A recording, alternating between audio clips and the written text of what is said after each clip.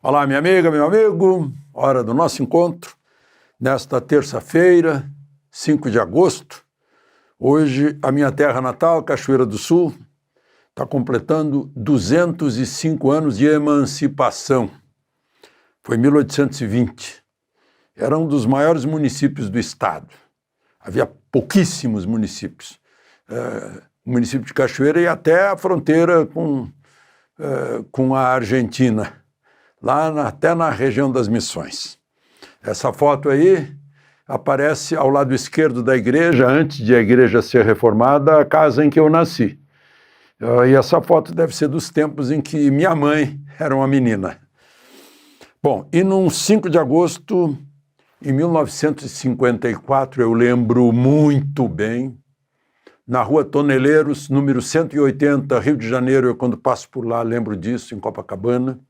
Lá morava o jornalista Carlos Lacerda, e ele estava sob ameaça de forças do governo, e a aeronáutica estava dando apoio a ele, segurança a ele estava sendo protegido, fazendo rodízio, né? Naquela noite era o major Rubens Vaz.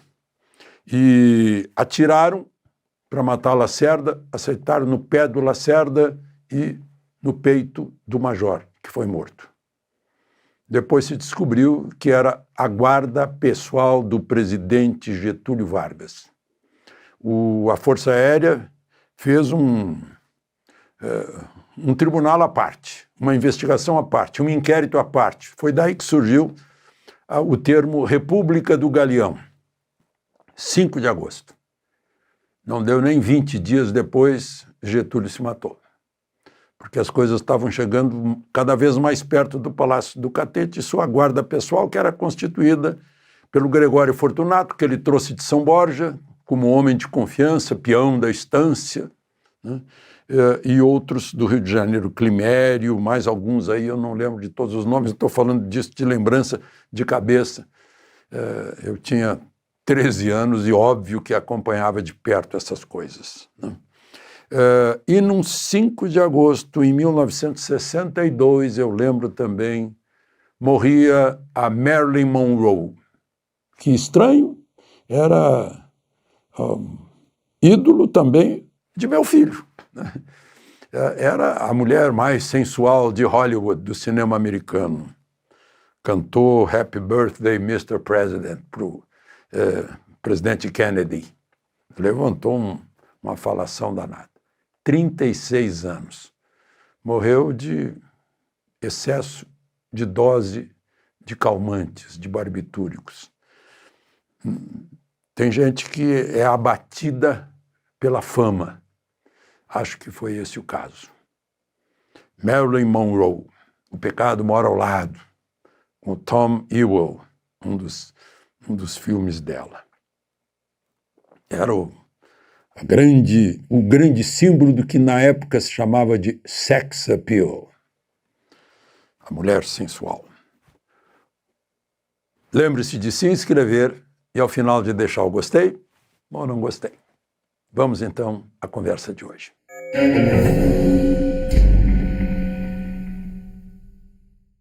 Bom, faltou contar ontem porque a gravação terminou 7h30 por aí da noite e às 9 foi uma grande manifestação espontânea em Brasília como consequência da prisão domiciliar de Bolsonaro.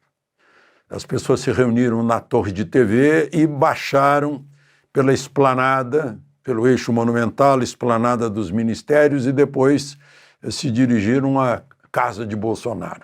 Foi uma imensa manifestação, né, e, como eu disse, espontânea, demonstrando que não depende mais de Bolsonaro, é o povo na rua, por conta própria, cada um é líder de si próprio, né? Bolsonaro teve o mérito de, como eu tenho dito, de despertar, né?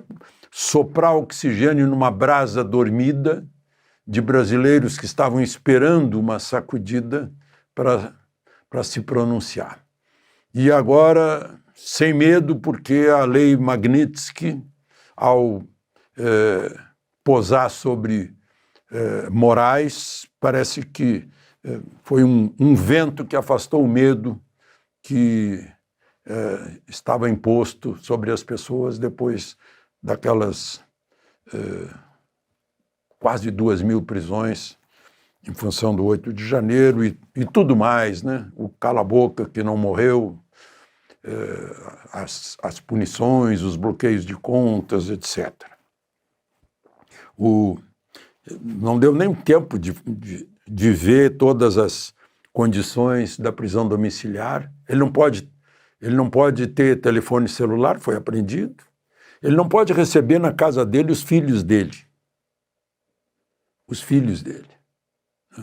Sendo que hoje ele recebeu uma visita autorizada pelo ministro Moraes. Para entrar na casa dele tem que ser autorizado pelo ministro Moraes.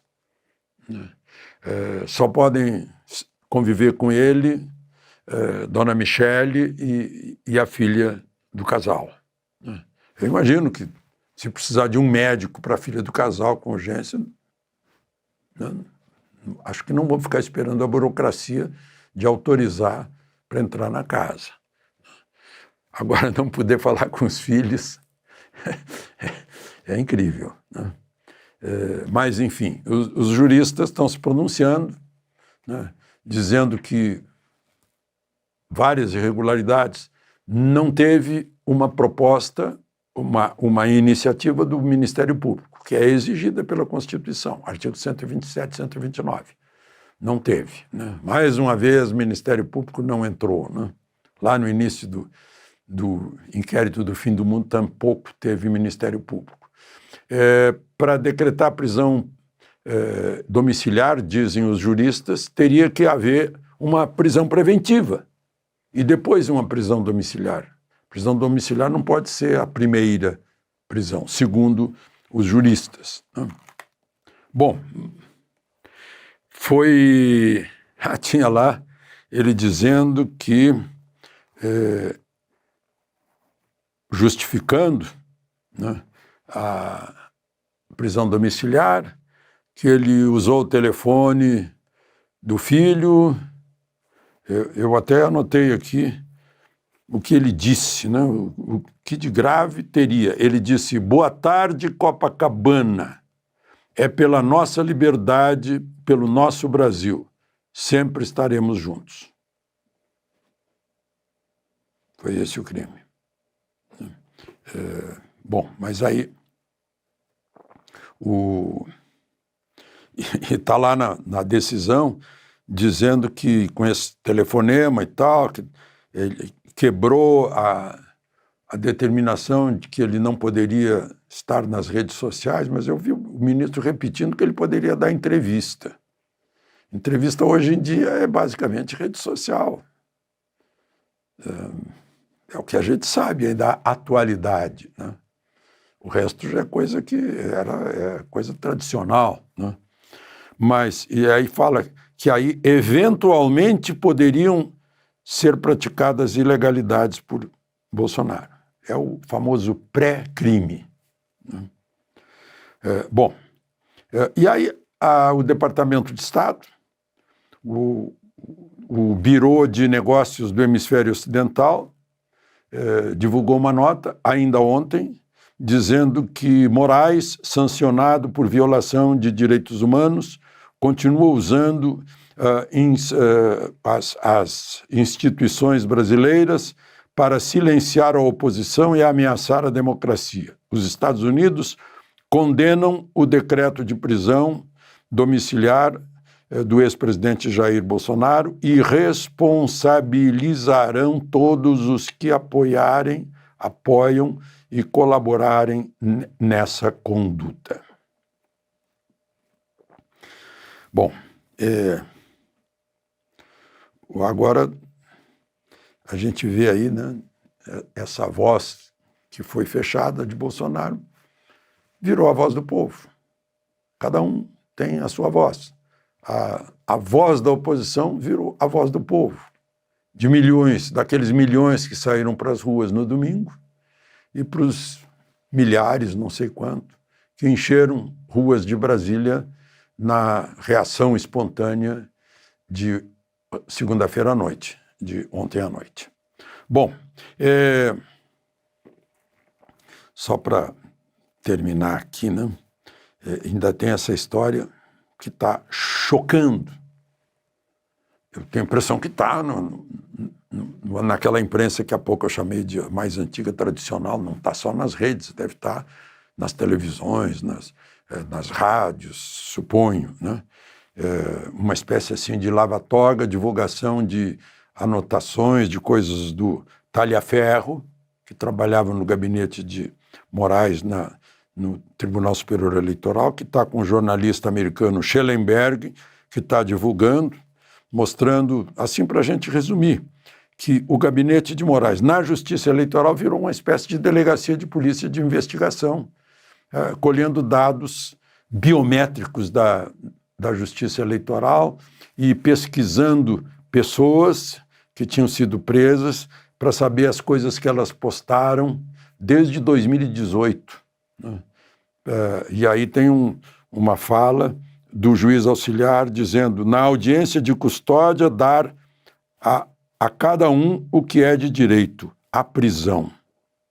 Quer dizer, uma coisa assim que está com muito ódio, muita crueldade. Né? É isso que está abalando aí o dia de hoje, porque é assim, é um escândalo. Porque o devido processo legal comporta um inquérito feito pela polícia, né, em que a justiça não se mete. E a justiça é o juiz natural.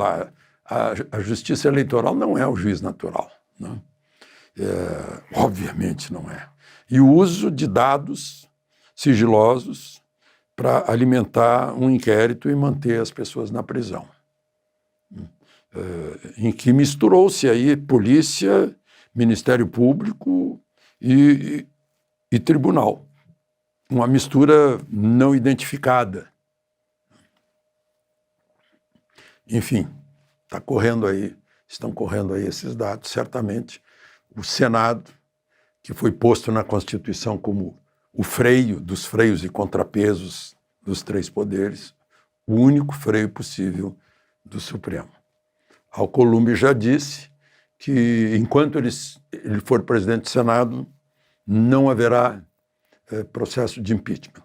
E está havendo, a oposição voltou com toda a força, foi para a rampa do Congresso, agora está ocupando as mesas das duas casas, enquanto os dois presidentes, um não concordar com tramitar o projeto de anistia na Câmara e o outro tramitar com os requerimentos de pedido de impedimento do ministro Moraes no Senado, vão continuar obstruindo, está nesse pé. Até esse momento que estou gravando, não sei se chegaram a uma conclusão, a um acordo, para, enfim, recomeçar os trabalhos neste semestre. De Brasília, Alexandre Garcia.